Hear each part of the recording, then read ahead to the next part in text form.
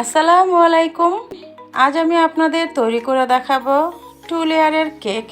Cake তো বাচ্চাদের ভীষণ পছন্দ, তাই না? শুধু বাচ্চারা কেন, আমরা বড়রাও কিন্তু ভীষণ পছন্দ করি কেক। আর সেই কেকটাই যদি একটু হালকা ডেকোরেশন করে বাচ্চাদের সামনে প্রেজেন্ট করি, তখন তো বাচ্চারা দেখে খুশি হয়ে যায় একেবারে। আর বাহিরের কেকটা খাওয়া কতটুকু স্বাস্থ্যকর আমরা সবাই জানি। তো বাসায় যদি এভাবে বিভিন্ন রকম ডিজাইন করে বাচ্চাদের কেকটা দেওয়া যায়, তাহলে কিন্তু বাচ্চারা বেশি পছন্দ করে। আর তাও যদি আবার চকলেট ফ্লেভার আর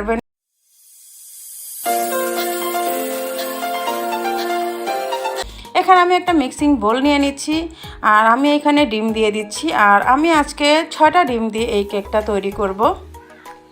আর ডিমটা কিন্তু অবশ্যই রুম টেম্পারেচারে থাকতে হবে। যদি ফ্রিজে রাখেন সেক্ষেত্রে 1 থেকে 2 ঘন্টা আগে কিন্তু ডিমটাকে বাইরে বের করে রাখতে হবে।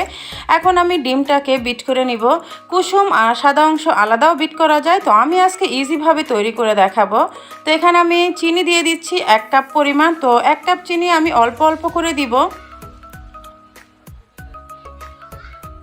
আর চিনিটা অবশ্যই আপনাদের পছন্দ অনুযায়ী। আর আমি এখানে 1 কাপের একটু বেশি দিয়েছি, আমার কাছে মনে হয়েছে আর একটু চিনি দিলে বাচ্চারা তো মিষ্টি খেতে বেশি পছন্দ করে। আর এখানে সয়াবিন তেল দিয়ে দিচ্ছি আমি 1 কাপ, সেটাও আমি অল্প অল্প করে দিব আর বিট করতে থাকবো। এখানে আপনারা বাটার ইউজ করতে পারেন। আর আমি এখানে দিয়ে দিচ্ছি সাদা সিরকা মানে ভিনেগার। আমি এখানে 1 টেবিল চামচ পরিমাণ ভিনেগার দিচ্ছি। এটা দেওয়ার কারণে কিন্তু কেকটা চুপসে যাবে না। এখন হালকা একটু স্প্যাচুলা দিয়ে নেড়ে চেড়ে দিচ্ছি। আর ড্রাই ইনগ্রিডিয়েন্টসগুলো আমি চেলে নিব। আমি এখানে ময়দা দিব 2 কাপ পরিমাণ। আপনারা মনে রাখবেন, আমি ডিমটা তৈরি করি 3টা ডিমে আমি 1 কাপ পরিমাণ ময়দা দিই। আর এখানে যেহেতু 6টা আমি ডিম দিয়ে করেছি, সেক্ষেত্রে আমি 2 কাপ পরিমাণ ময়দা দিব। এতে করে ডিমটা কিন্তু বেশি সুন্দর করে স্পঞ্জ হবে।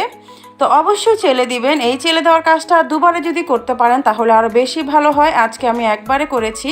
এখানে আমি দিয়ে দিচ্ছি বেকিং সোডা আর দিব বেকিং পাউডার 1 টিস্পুন করে। সবগুলো উপকরণই চেলে দিব। আর ভালো হয় দুবারে চেলে দিলে, তাহলে কেকটা বেশি মসৃণ হবে আর খেতেও খুবই টেস্টি হবে, কারণ যেহেতু স্পঞ্জি হবে। আর এখন হাত দিয়ে স্প্যাচুলার সাহায্যে আস্তে আস্তে করে আমি নেড়ে চেড়ে দিব। খেয়াল রাখতে হবে, এখানে বেশি জোরে জোরে যদি এখানে ফেটতে থাকেন তাহলে কিন্তু ফোমটা নষ্ট হয়ে যাবে। তো আমার কিন্তু ব্যাটারটা রেডি হয়েছে। এখন আমি ব্যাটারটাকে দুভাগে ভাগ করব। যেহেতু আমি চকলেট ফ্লেভার ইউজ করব, সেক্ষেত্রে আমি এখন কোকো পাউডার দিয়ে দিচ্ছি 1/4 কাপ। আপনারা চাইলে আরও বেশি দিতে পারেন, এটা যার যার টেস্টের উপর নির্ভর করে। তা এই কাজটা কিন্তু অবশ্যই করতে হবে, চেলে নেওয়া। আর এই কোকো পাউডারটা যখন দিবেন তখন দুবারে চেলে নিলে কিন্তু বেশি ভালো হয়। এখন আমি স্প্যাচুলার সাহায্যে আস্তে আস্তে করে নেড়ে ছেড়ে নিব। আর যেহেতু বাচ্চারা খাবে, আমি এখানে যে চকলেট সিরাপটা পাওয়া যায় মানে হার্শির, আমি সেই চকলেট সিরাপটা দিয়ে দিব। আপনারা চাইলে কিন্তু ডার্ক চকলেটটা মেল্ট করেও কিন্তু দিতে পারেন। আসলে কেকটা আপনাদের নিজেদের রুচির উপরে নির্ভর করে, মানে আপনার বাচ্চারা যেভাবে পছন্দ করবে ঠিক আপনি সেভাবেই তৈরি করে দিবেন। তো আমার কাছে বাসায় চকলেট এই সিরাপটা ছিল, সেজন্য আমি চকলেট সিরাপটা দিয়েই করলাম। এখন আমি একটা রাউন্ড শেপের মোল্ডে আমি অয়েল ব্রাশ করে নিয়েছি আর নিচে একটা কাগজ বিছিয়ে দিয়েছি। এই কাজটা অবশ্যই করতে হবে। আর ওদিক থেকে কিন্তু আমি একটা বড় হাঁড়ি বসিয়ে দিয়েছি স্ট্যান্ডের সাহায্যে। আর অবশ্যই 5 মিনিট প্রিহিট করে নিয়ে নিব, কারণ কেক আপনি যেখানে বেক করেন না কেন, ওভেনে কিংবা চুলায়, এই কাজটা কিন্তু আপনাকে অবশ্যই করতে হবে যে প্রিহিট করে নেওয়াটা। এতে করে কিন্তু কেকটা খুব সুন্দর হয়। আর দেখতে পাচ্ছেন আমি একটু হালকা ডিজাইন করে দিব, আমি দুভাগে বসিয়ে দিয়েছি।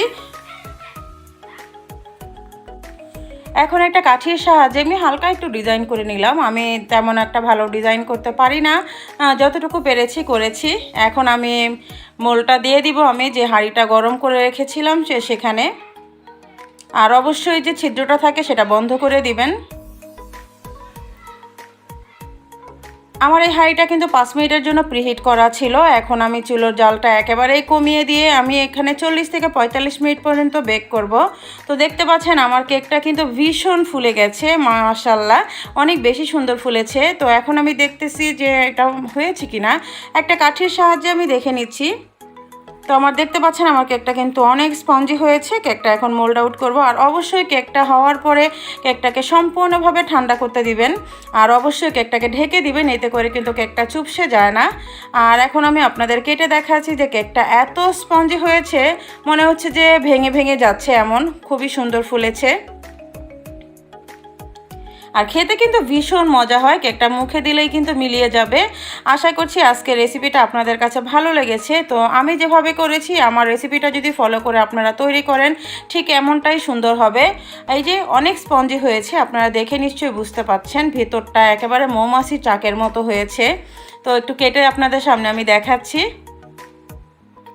খুবই ঝটপটভাবে কিন্তু তৈরি করে ফেলা যায় এই 2 লেয়ারের কেক। এটা বাচ্চারা ভীষণ পছন্দ করবে। তো আশা করছি ভালো লাগবে। যদি ভালো লাগে তো প্লিজ লাইক কমেন্টস করে জানাবেন। আপনাদের একটা লাইক আর কমেন্টস কিন্তু আমাকে অনেক উৎসাহ দেয়।